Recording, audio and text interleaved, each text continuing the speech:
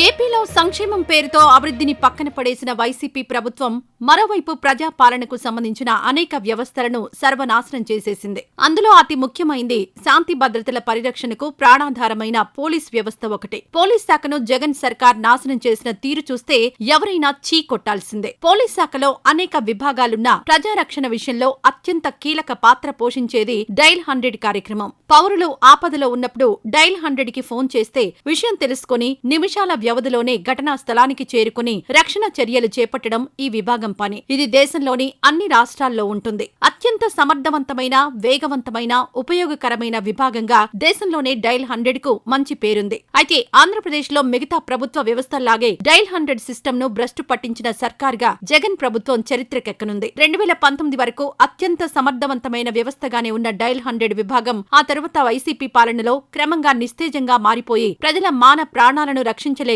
ఘోర పాపాలను మూటగట్టుకుంది. ఇందుకు 2022లో సాక్షాత్తు సీఎం ప్యాలెస్ సమీపంలోనే జరిగిన గంజాయి బ్యాచ్ దాడి ఒక ప్రధాన ఉదాహరణ.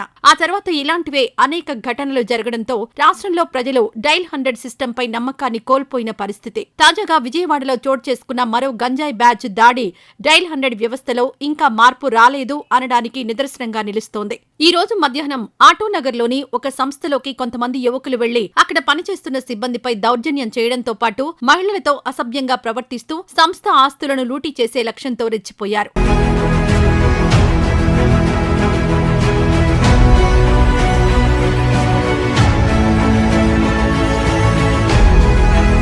వారంతా మద్యం మత్తులోనో గంజాయి మత్తులో విచక్షణ లేకుండా దాడికొస్తూ ఉండడంతో భయపడిన మిగతా సిబ్బంది వారిని నిలువరించే సాహసం చేయలేక డైల్ 100 కు కాల్ చేశారు.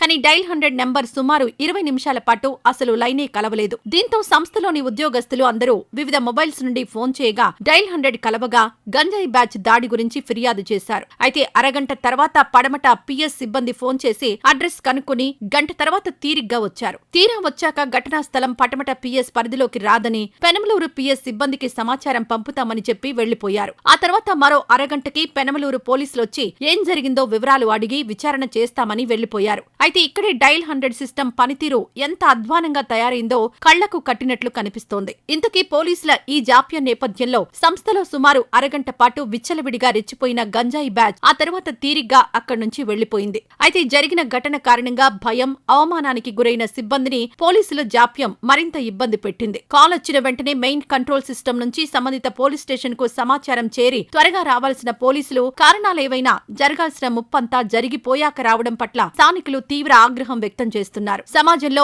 అతి ముఖ్యమైన శాంతి భద్రతల పరిరక్షణలో పోలీసులు ఇంత నిర్లక్ష్యం చూపడంపై మండిపడుతున్నారు. మంచి అడ్మినిస్ట్రేటర్ గా ప్రపంచ వ్యాప్తంగా గుర్తింపు పొందిన చంద్రబాబు మళ్లీ ఏపీ పాలనా పగ్గాలు చేపట్టిన నేపథ్యంలో డైల్ 100 తో సహా అన్ని వ్యవస్థలను వీలైనంత త్వరగా గాడిలో పెట్టాలని ప్రజలు కోరుకుంటున్నారు. మహిళలపై అన్యాయం జరిగితే వెంటనే స్పందించే టీడీపీ ఫైర్ బ్రాండ్ మహిళా నేత వంగలపూడి అనితకు హోం మినిస్టర్ పదవిని కేటాయించిన నేపథ్యంలో ఆమె తన శాఖ పగ్గాలు చేపట్టిన రోజే ఈ ఘటన చోటు చేసుకోవడం యాదృచ్ఛికం కావచ్చు. అయితే ఇలాంటి దారుణాలను కఠినంగా అణచివేసి ఉక్కు మహిళగా అనిత పేరు తెచ్చుకోవాలని రాష్ట్ర ప్రజానీకం కోరుకుంటోంది.